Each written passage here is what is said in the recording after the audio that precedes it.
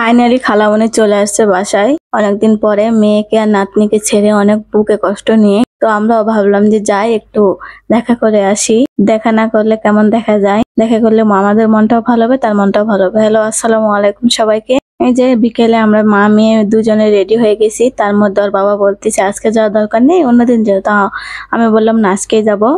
তো গিয়েই দেখি কলিং বেল দিলাম, তো অনেকক্ষণ পরে গেটটা খুলে দিল, তো পুরো অন্ধকার ছিল রুমে ঢুকে গল্প টল্প করলাম। গল্প করে খালামণি বলতিছে যে চলো একটু ছাদে যাই, ছাদে ঘোরাঘুরি করা হবে, একটু মেহেদি পাতা তোলা হবে, মেহেদি পাতা মাথায় দিব, তোমার খালু আব্বার চুলগুলি পুরো সাদা হয়ে গেছে।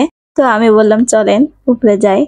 আমিও তো আসতে পারিনি 6-7 দিন ধরে, আপনি আসতে না করছেন, আসতে বললে ঠিকই তো আসতাম, আসতে বলেনি সেজন্য আসেনি।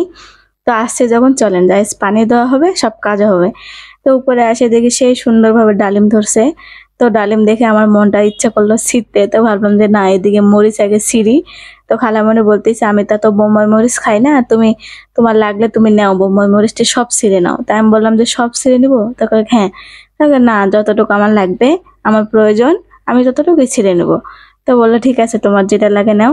তো দেখলাম যে নিচে মরিচ পেকে নিচে পড়ে গেছে, তো সেটাও তুলে নিলাম, নিয়ে আমি মরিচ তুলতে শুরু করে দিয়েছি। মরিচ তুলতে এত ভালো লাগতেছে, আসলে বোম্বাই মরিচ তো ঘ্রাণই অন্যরকম। তো আপনারা যারা বোম্বাই মরিচ খাইতে পছন্দ করেন তারা অবশ্যই কমেন্ট করে জানাতে পারেন। আমি তো ভীষণ খাই। এদিকে বোম্বাই মরিচ তুলতে খালামণি বলতেছে লম্বা মরিচ তুললেও তুলতে পারো, নিতে পারো। তো আমি বললাম যে না, আমার মরিচ আছে, আমি নিব না, আমার এটা যথেষ্ট।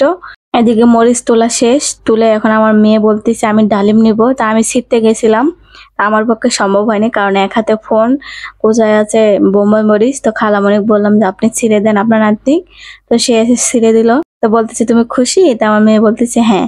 তো এই যে বোম্বাই মরিচটি বললাম না, আমার কোচায় রাখছিলাম, আসলে উপরে আসছি মরিচ তোলার জন্য, তো আসি না, সেজন্য কোনো জিনিসপত্র আনা হয় নাই, মানে আমার হিজাবের মধ্যেই রাখছি, যে কোনো সমস্যা নেই, এটা তো আর যায় ধুয়ে ফেলবো।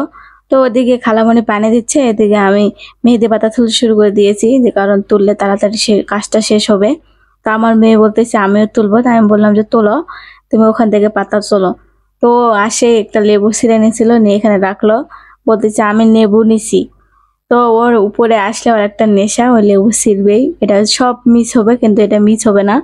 তো ওর দাদি বলতেছে একটা কেন, যেটা লাগে সেটা ছিঁড়ুক, কোনো সমস্যা নেই, ওর লাগবে ওই ছিঁড়বে। তারপরে আমি বললাম আমি এই পুঁই শাকটা কিন্তু নিয়ে যাবো, আমার ভালো লাগতেছে। বলতেছে নিয়ে যাও, কোনো সমস্যা নেই। আমি বললাম যে কালকে খিচুড়ি রান্না করব, সেজন্য আমি নিতে চাই এটা।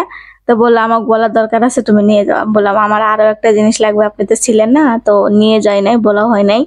তো বললো কি বলো খালি।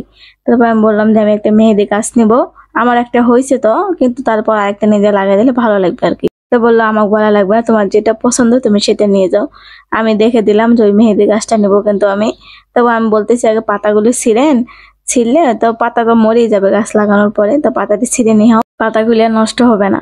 তো পরে ছিঁড়াছিঁড়ি হয়ে গেল এদিকে, তার মধ্যে ওর বাবা কিন্তু গেছে বাজারে মিষ্টি কিনতে গেছে। খালু আব্বা পাঠায় দিয়েছে মিষ্টি কিনতে, আর আমরা উপরে আসছি ছাদে। তো ওর বাবাও কিন্তু এর মধ্যে মিষ্টি নিয়ে চলে আসছে ছাদে এসে ঘুরে আমরা নিচে চলে আসছি। নিচে এসে খালামণি খেতে দিয়েছে 3 জনকেই মিষ্টি। মেয়ের বাবু হয়েছে, কাউকে মিষ্টি খাওয়া নাই, আমরা প্রথম মিষ্টি খেলাম। কেমন হলে অবশ্যই জানাবেন। সবাই ভালো থাকবেন। আসসালামু আলাইকুম।